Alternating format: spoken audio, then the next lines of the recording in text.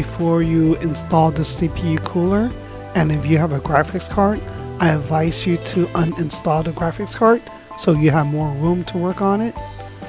So this CPU cooler comes with a heatsink, the 140mm fan. Here is the mounting kit along with the bracket, screws, and a thermal paste. Since I'm new to this CPU cooler, so I guess I'll have to scan through the instruction manual to make sure I install it correctly.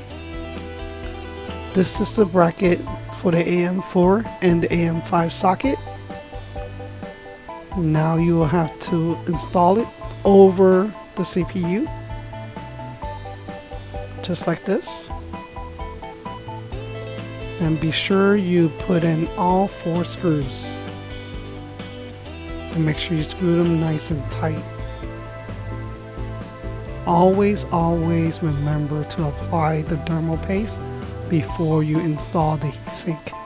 This is the most important step.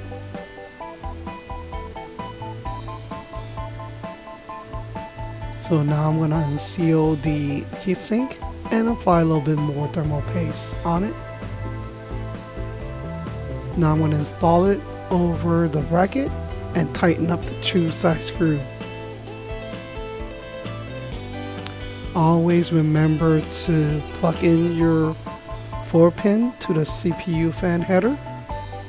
Install the brackets into the fan and just simply snap it onto the heatsink. So here it is. It's really nothing to it. So I was able to successfully upgrade my CPU cooler. So let's take a final look on this awesome upgrade.